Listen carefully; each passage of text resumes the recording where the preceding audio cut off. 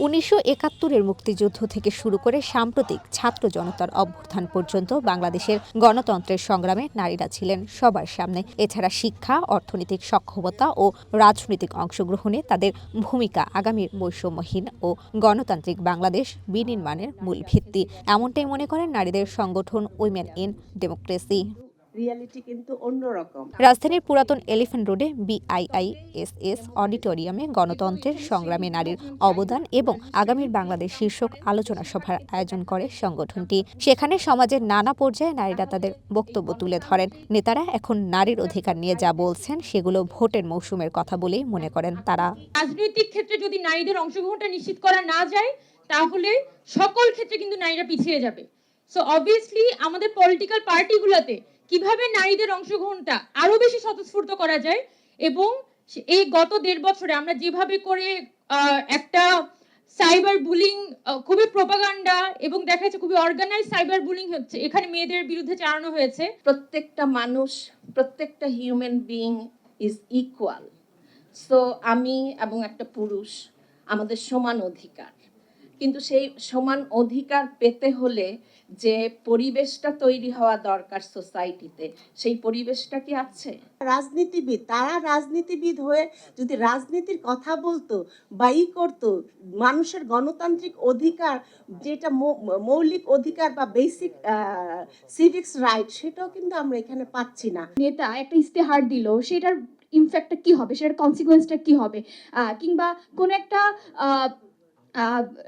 প্রার্থী বা যেহেতু সামনে ত্রয়োদশ নির্বাচন, তো সেক্ষেত্রে উনি কি বলছে সেটা নিয়ে আমাদের দেশের পরিস্থিতি কি হবে বা কেন এই জিনিসগুলো হচ্ছে, এই যে প্রশ্নগুলো ভাবার যে চিন্তা ভাবনাটা, সেটা আমার মধ্যে আসছে এবং আমার ধারণা ভবিষ্যৎ হোক নিরাপদ, বিনিয়োগ হোক বিশ্বস্ত, আর আমার পছন্দ Salt Bay. Welcome to Salt বে।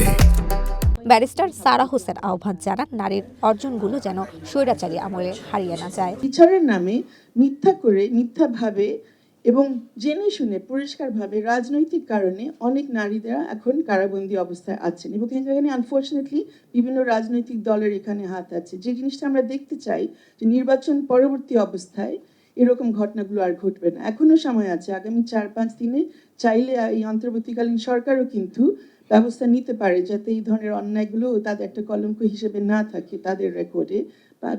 4-5 দিন বেশি দিন না, তারপরেও তারা চাইলে হয়তো চেষ্টা করতে পারেন। কারণ নবনির্বাচিত নারীর প্রতি বৈষম্য আছে, ওখানে সহিংসতা আছে, ওখানে তার রাজনৈতিক ক্ষমতায়নের কিছু কিছু সীমাবদ্ধতা আছে, বা তার অর্থনৈতিক যেই উন্নতি হওয়ার কথা ছিল সেইভাবে হয়নি। কিন্তু পাশাপাশি প্রত্যেক দিন আমি নারীরা নেতৃত্ব দিচ্ছে। এমনকি আপনারা এখানে ধর্ম নিয়ে এত কথা বলা হচ্ছে, মসজিদ কমিটিতে নারীরা আছে। অনুষ্ঠানে ছিলেন ব্যারিস্টার সাইমা রহমানও। তার বাবা বিএনপি চেয়ারম্যান, এবার নির্বাচনের প্রার্থী। সবার চেষ্টায় সুন্দর দেশ গড়ার কথা বলেন তিনি। নিরাপত্তার দিক থেকে in terms of cyber bullying আর ফিজিক্যাল অলসো সেফটি, যদি কোডস অফ কন্ডাক্টস থাকে প্রতিটা পলিটিক্যাল পার্টির, যে আচ্ছা ঠিক আছে, যে এই মানে আমাদের আইন তো আছে, কিন্তু পলিটিক্যাল পার্টির দায়িত্ব নিতে হবে। দায়িত্ব যে কোড অফ কন্ডাক্ট সেফটির দিক থেকে যদি কোনো নারী নেত্রী, স্টুডেন্ট লিডার যে কোনো কিছু হয়, তাহলে ওরা ওদের মানে এই লিগাল নাহলে কোড অফ কন্ডাক্টের মধ্যে ঠিক আছে, ভিতরেও যদি কিছু হয় আমরা দায়িত্বটা নিব যে আমরা ওনাকে প্রোটেক্ট করবো, ওনার পাশে থাকবো, ওনার পাশে দাঁড়িয়ে থাকবো, ছেড়ে দেব না। এই জিনিসটা চিন্তা করতে লাগবে। এবং ইনভেস্টমেন্ট, আপনারা কয়েকজন বলেছেন ইনভেস্টমেন্ট, বারবার শুধু একবার দুইবার একটু মানে দেখানোর জন্য করলে হবে না, আমাদের বারবার ইনভেস্ট করতে লাগবে। अगेन ইকুইটির ব্যাপারে যে বললাম, বৈষম্যটা আছে, এই জন্য আরও চেষ্টা করতে হবে, ইনভেস্ট করতে লাগবে। এছাড়া নারীদের ধারাবাহিকভাবে নেতৃত্বে আসতে হবে বলে মনে করেন barrister Zaima Rahman. Political parties যদি একটু more open to collaborating with civil society, with intellectuals, এত মানে মুক্তিযোদ্ধাদের সাথে, শিক্ষকদের সাথে, স্টুডেন্টসদের সাথে, লয়ার্সদের সাথে, তাহলে আমার মনে হয় মানে আমরা সুন্দর একটা দেশ হয়তো গড়ে তুলতে পারবো। সঞ্চিতা প্রিয়, ওয়ান নিউজ, ঢাকা। শ্রমিক হয় তখন আরো পারবে।